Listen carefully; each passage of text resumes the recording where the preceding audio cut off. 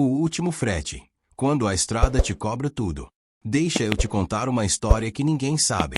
Uma daquelas que a gente guarda no peito porque doeu demais para falar. Mas hoje, sentado aqui com esse café frio e o rádio ligado baixinho, decidi abrir o coração. O nome dele era Ademir, mas na estrada todos chamavam de Miro. Caminhoneiro há mais de 20 anos. Cara simples, de fala mansa, bigode sempre por fazer e um jeito de quem já viu muita coisa, mas ainda se emociona fácil. E eu posso te garantir, Miro era apaixonado por uma coisa só, o caminhão dele. Era um Volvo FH 460, branco perolado, que ele chamava de fantasma. Não era novo, mas parecia uma joia nas mãos dele. Miro cuidava daquele caminhão como se fosse parte da família. Toda semana lavava com sabão neutro, encerava, polia os cromados. Dentro da boleia, um mundo à parte. Colcha feita pela esposa, retrato da filha no quebra-sol, um radinho que tocava sertanejo raiz e um cheirinho de baunilha que ele mesmo dizia é para enganar a saudade. Aquele caminhão não era só um veículo. Era o troféu de uma vida inteira suada. Miro trabalhou quase uma década como agregado, juntando trocado por trocado, para dar entrada naquele bruto. Quando quitou, chorou escondido num posto, sentado no degrau da boleia. Era o dia em que ele tinha conquistado algo só dele. Mas a vida gosta de testar a gente. Era uma terça-feira. Miro acordou cedo em Contagem, MG. A esposa, Dona Cida, tinha feito o café e deixado a marmita pronta. Arroz, feijão e frango com quiabo. Ela sabia que era o prato preferido dele. Volta logo, viu? Ela disse, abraçando forte. É só uma entrega em Vitória e tô de volta sexta. Miro saiu animado. A carga era leve, peças automotivas para uma distribuidora do Espírito Santo. Era uma rota que ele conhecia como a palma da mão. Só que algo naquele dia estava estranho. Sabe quando o ar parece mais pesado, o rádio só toca música triste, e até o café amarga na boca. O GPS travou logo na saída da cidade. Miro resmungou, mas seguiu em frente. Conhecia o caminho. Pra que GPS? Na metade da viagem, um barulho no motor fez ele parar. Era só uma mangueira frouxa. Apertou com a chave inglesa que sempre levava e seguiu. Mas o relógio não ajudava. Trânsito parado em Manhuaçu, e ele perdeu a janela de descarga programada. Teve que dormir num posto pequeno, meio afastado da cidade, com pouca iluminação. Ali já bateu um arrepio. Ele trancou o caminhão, deitou na boleia, mas não pregou o olho. Na manhã seguinte, chegou a distribuidora com 2 horas de atraso. O encarregado bufou, mas recebeu a carga. Tudo certo. Ou quase. Na saída do galpão, Miro recebeu uma ligação de um número estranho. Ademir Batista. Disse uma voz fria. Ele mesmo. Quem fala? Só segue até a próxima parada. A gente se encontra. Ele desligou assustado. Achou que era trote. Mas quando chegou no posto da próxima cidade, um carro prata o seguia de perto. Na mesa do restaurante, um bilhete. A carga de volta vale mais que a da ida. 10.000 reais em mãos. Basta seguir instruções. Miro gelou. Era claro, alguém estava tentando corrompê-lo. E ele sabia, carga de autopeças é visada. Podia ser golpe, podia ser armadilha. Mas o caminhão dele estava quitado. Ele não precisava disso. Ele ignorou. Rasgou o bilhete, jogou no lixo e partiu. Só que quem oferece dinheiro fácil não aceita não como resposta. Na volta, já anoitecendo, ao passar por um trecho isolado entre Muniz Freire e Venda Nova do Imigrante, um carro atravessou na frente. Ele freou no reflexo. 2 homens armados desceram. Outro carro trancava atrás. Sai do caminhão, agora. Não teve tempo de pensar. Levaram Miro para dentro do mato, com um capuz no rosto e as mãos amarradas. O fantasma, o caminhão dele, foi levado em segundos. Sumiu na escuridão. Ficou a noite inteira amarrado, ouvindo só grilo, vento e o coração batendo no peito. No dia seguinte, deixaram ele num terreno abandonado, com um galão d'água e um aviso. Fala alguma coisa e a gente vai atrás da tua família. Quando conseguiu ajuda, Miro já estava sem documentos, sem celular e com uma única certeza: tinha perdido tudo. Depois do roubo e da humilhação, Miro parecia só um vulto dentro da própria casa. A mesa onde antes ria com a filha ficou silenciosa. O rádio parou de tocar. Até o cheiro de café parecia mais fraco. As contas chegaram como um vendaval. A prestação da casa, os boletos da faculdade da filha, o cartão de crédito com o conserto da geladeira, tudo veio junto. E a conta bancária. Magra. Magra como ele estava ficando, por dentro e por fora.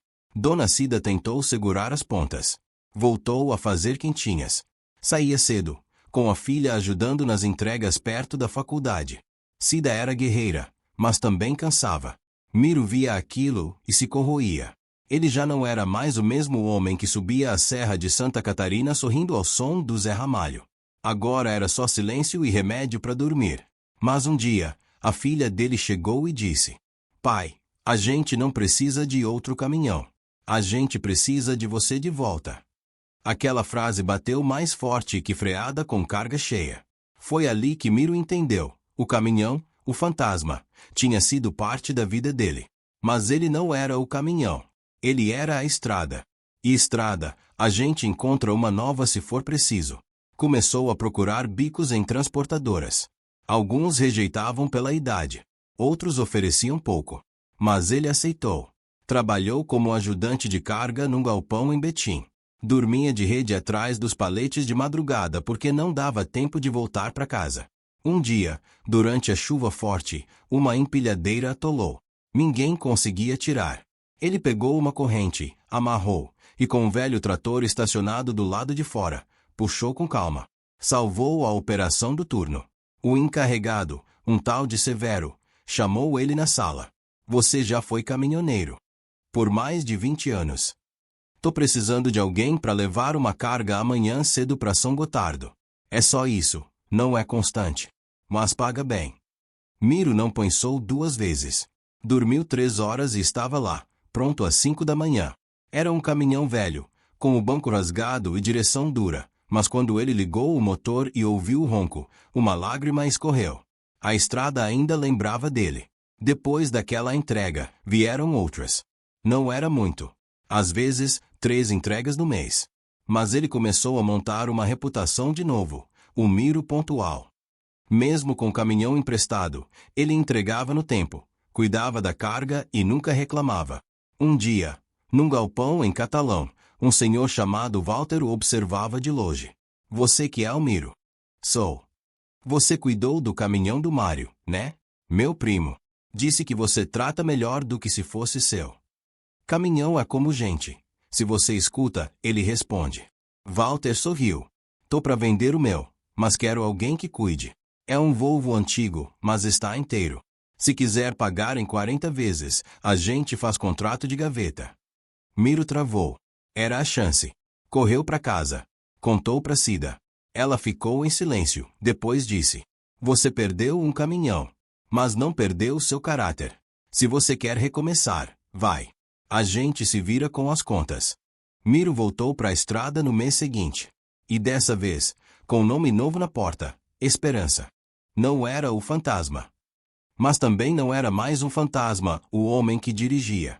A partir daqui, Miro começa a cruzar novas cidades, novas pessoas, e um chamado inesperado. Um amigo antigo, desaparecido há anos, surge pedindo ajuda.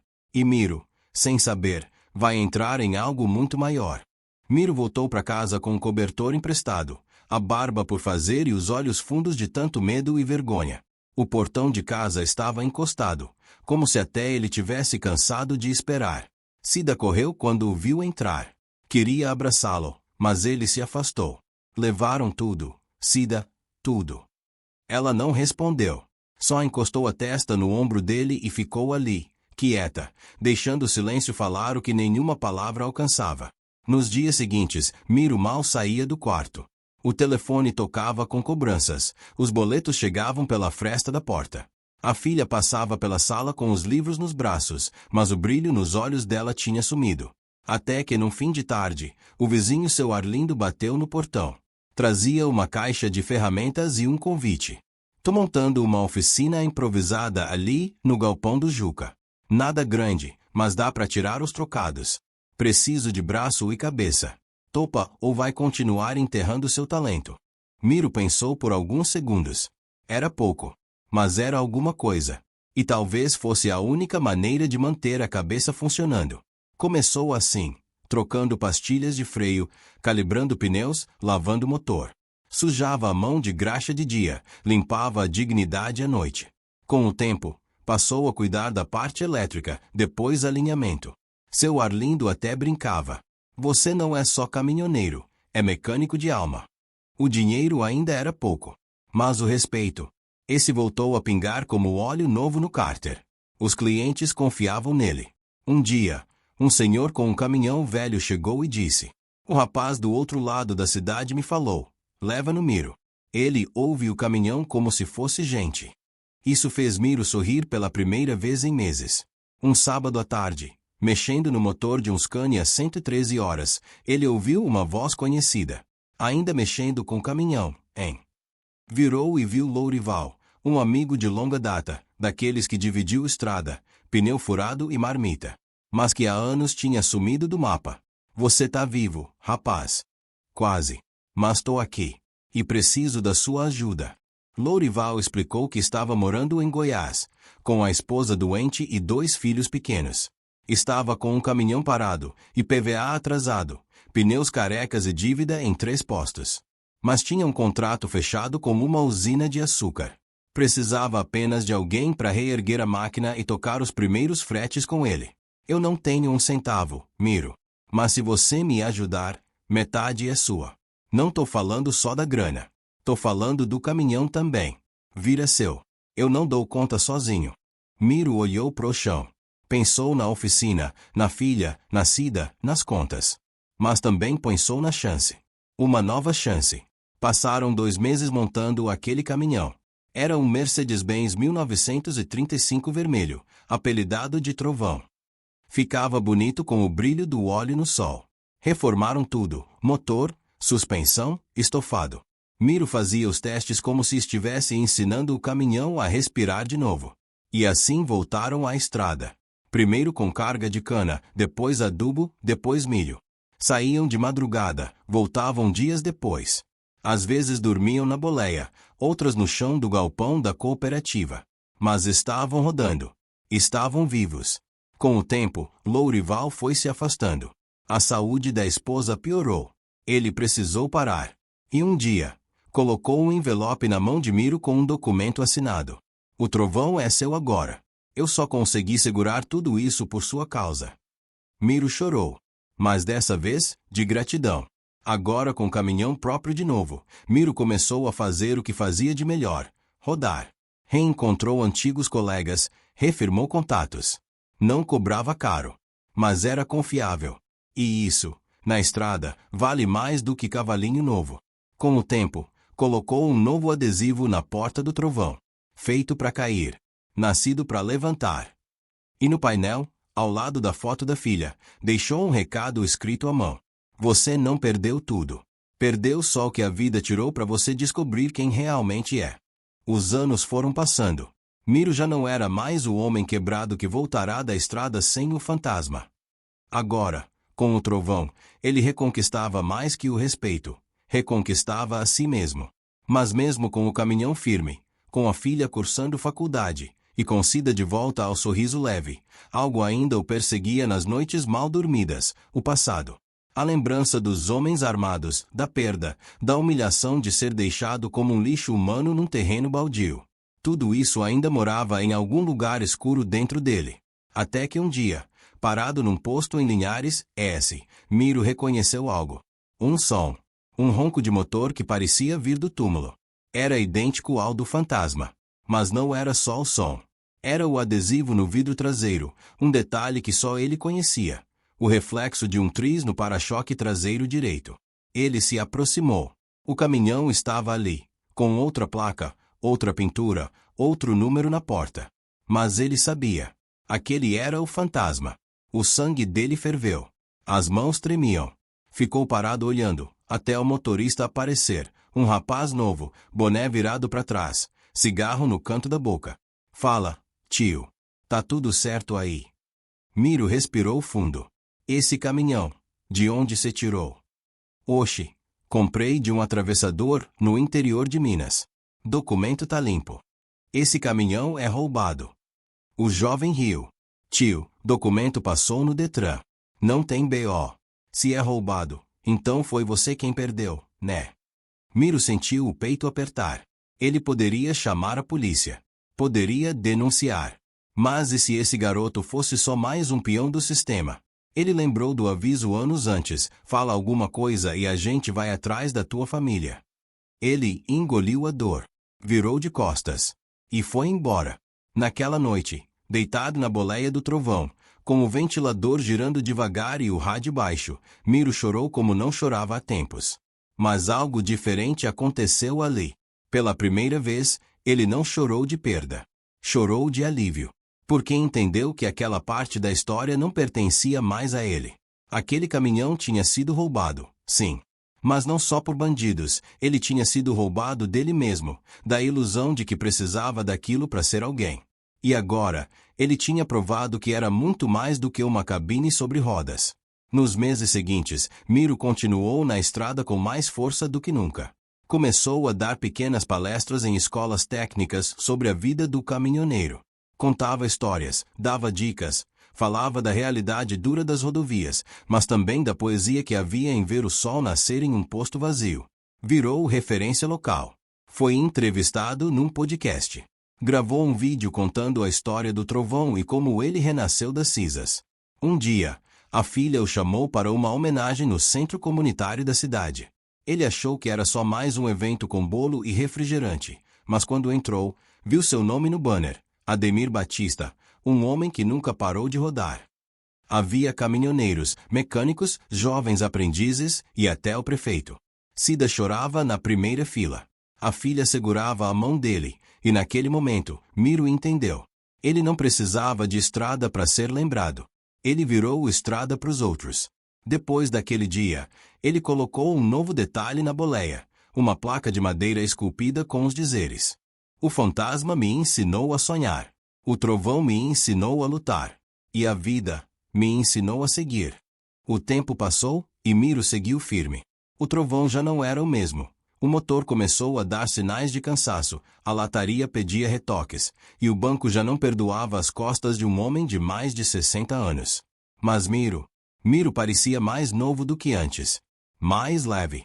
Mais inteiro. Como se, ao entregar sua dor para o tempo, tivesse recebido de volta uma paz que não conhecia. Um dia, em uma dessas viagens ao norte de Minas, uma roda se soltou na pista de terra. Miro quase tombou o caminhão.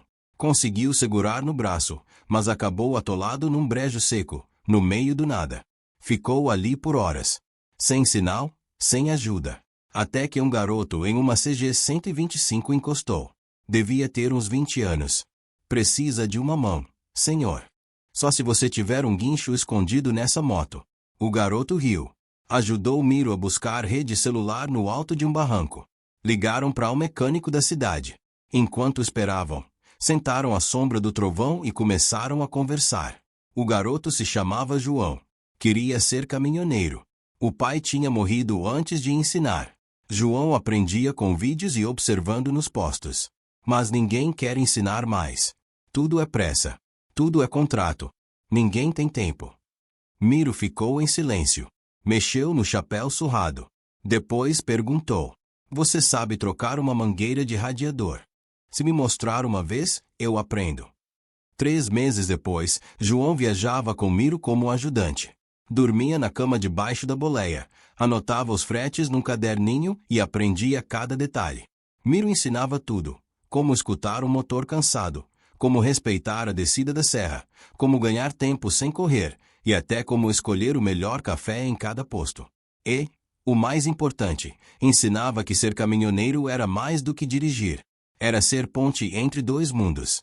Um dia, parados no mirante em Goiás, João perguntou: seu Miro, por que o senhor nunca desistiu? Miro ficou olhando pro horizonte, o sol pintando de laranja o céu. Porque a estrada nunca desistiu de mim. Eu já perdi tudo, João. Mas a estrada, ela sempre me deu um caminho de volta. Os anos seguintes passaram rápido. João virou um bom motorista. Pegou seu primeiro caminhão financiado com a ajuda de Miro e uma carta de recomendação que o colocou em uma transportadora de respeito. Miro, por outro lado, foi diminuindo o ritmo. As viagens longas foram ficando mais espaçadas. Começou a rodar só entre cidades próximas, com fretes pequenos, só para não enferrujar o espírito.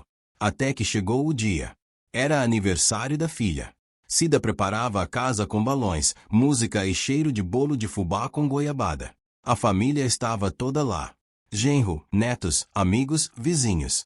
E Miro, sentado na cadeira da varanda, olhando o portão. João chegou dirigindo o trovão. Tinham combinado. Ele parou o caminhão de frente para casa, desceu e entregou a chave a Miro. Tô aqui para devolver, mas também para agradecer. Miro olhou a chave. Depois olhou pro neto, que brincava com carrinhos no chão. A estrada me deu tudo. Mas agora, acho que ela quer que eu estacione um pouco. Ele entregou a chave de volta a João. Cuida dele para mim. Agora é sua vez. O trovão partiu naquela tarde, com João ao volante e o neto acenando da calçada. Miro ficou em pé até o caminhão sumir na curva da rua. Depois entrou, sentou na mesa da cozinha e, pela primeira vez em muito tempo, sentiu que a missão estava cumprida. Hoje, se você passar pelo interior de Minas, talvez veja um adesivo no Scania vermelho com a frase: "A estrada não acaba, ela muda de mãos." E talvez, só talvez, você veja um senhor de boné surrado sentado num banco da praça, tomando café numa garrafinha de inox, com os olhos voltados pro horizonte. Talvez seja só mais um velho. Ou talvez seja o homem que rodou até transformar sua dor em caminho, e seu caminho em legado. Se você ficou comigo até aqui, obrigado. De verdade. Essa história é só uma entre tantas que a gente carrega no peito na boleia. Se tocou teu coração, dá um like aí. Se inscreve no canal, porque tem muita estrada pela frente e muita história para contar ainda. E se puder, compartilha com alguém que está precisando de força para recomeçar. Agora, segue aí pro próximo vídeo. Clica do lado. Te garanto que tem mais história boa esperando por você. Até a próxima parada, parceiro.